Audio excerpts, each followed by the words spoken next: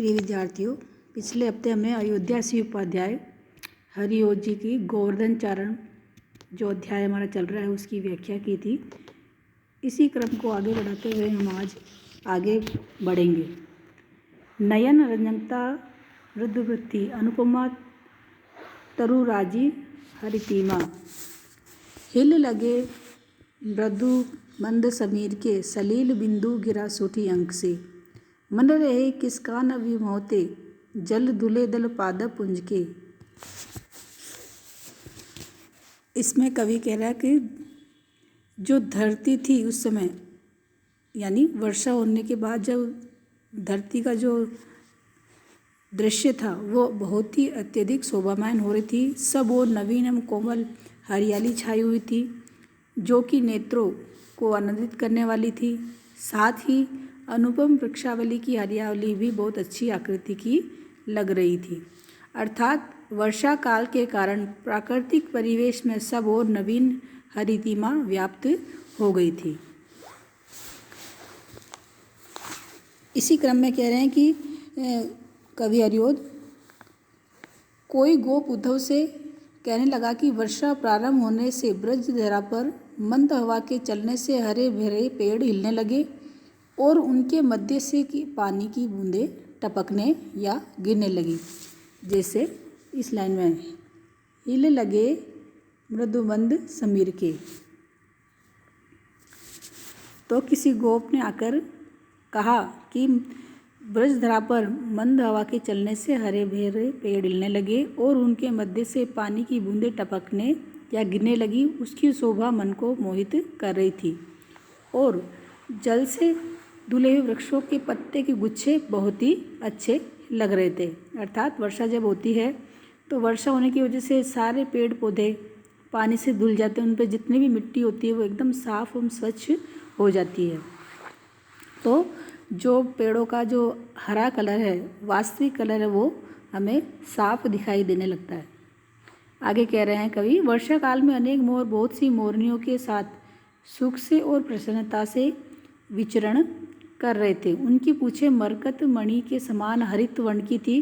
उन पुच्छ गुच्छों से वे वन के कुंजों को मणिमय बना रहे थे। जैसे मरकतों पुच्छ प्रभाव से मणिमय कर कानन कुंज को। उन पुच्छ गुच्छों से वे वन के कुंजों को मणिमय बना रहे थे। अर्थात उनके पुच्छों से यानी पुच्छ से वन मरकत मणि से व्याप्त लग रहा था।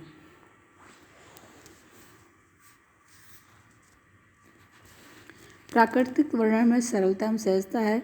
उपमान, अनुप्रास, अलंकार तथा द्रुत विलंबित इसका छंद में इसमें प्रयोग किया है। बन प्रमत्त समान पपीहरा पुलक के उठता कही पी कहाँ, लख बसंत भी मोहक मंजुता उमग कूक रहा पिक पुंज था। सैरव पावस भूप प्रताप जो सलील में रहते बहु भेक थे, विपुल जिंगर तो थल में उसे धुन लगा करते नित गान थे। हरिओज जी वर्षा काल के प्राकृतिक परिवेश का वर्णन कर रहे हैं। कवि के वर्णनानुसार गोप ने उद्धव से कहा कि उस समय यानी वर्षा के समय पपीहा नशे में मस्त हुआ सा प्रसन्नता से बार बार पीऊ पीऊ पुकारा था और बसंत की तरह ही प्रकृति की मनोरम छटा को देखकर कोयलों का झुंड भी बढ़ चढ़कर कूकने लगा। वर्षा ऋतु रूपी राजा के प्रताप को देखकर पानी में अनेक मेंढक टर टर का स्वर व्यक्त करने लगे। अर्थात वे वर्षा ऋतु रूपी राजा के प्रताप का गान करने लगे थे। जमीन पर बहुत से झिंगुर अपनी धुन लगाकर सदा गुणगान करने लगे थे। वर्षा ऋतु पर मानवीय व्यापारों का इसमें आरोप किया गया है। प्रकृति की सरसता का वर्णन बहुत ही मनोरम रूप से हुआ है। अनुप्रास, रूपक एवं मानवीकरण अलंकारों का प्रयोग हुआ है। द्रुत विलंबित छंद की यति गति उचित है। अनुप्रास अलंकार जिसमें एक ही वर्ण बार बार आता है। सैरव पावस सुखद पावस के प्रति सर्व की प्रकट सी करती अति प्रीति थी। वसुमती अनुराग स्वरूपिणी विलसती बहुवीर बहुटियाँ।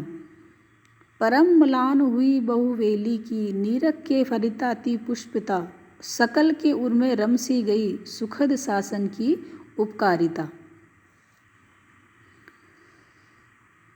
कवि हरिओं जी प्रिय प्रवास महाकाव्य से संकलित गोवर्धन धारण प्रसंग से ये उद्धृत है। इसमें कोई गोप उद्धव के समक्ष पूर्व घटना के रूप में वर्षा काल की रम्यता का वर्णन करते हुए कहने लगा कि सुखकारी वर्षा ऋतु के प्रति सभी लोगों की अतिशय प्रीति प्रकट करती हुई सी अनुरागमयी धरती अनेक बीर बहुटियों से शोभित हो रही थी। बीर बहुटियाँ वो होती है जो लाल रंग का जो कीड़ा होता है उसको बीर बहुटियाँ कहते हैं। भाव यह है कि वर्षा ऋतु में धरती पर बीर बहुटियों की शोभा फैल रही थी। वर्षा काल से पूर्व जो अनेक बेलें मुरझा जाती हैं वे अब हरी भरी होकर फलों एवं पुष्पों से मंडित हो गई थी।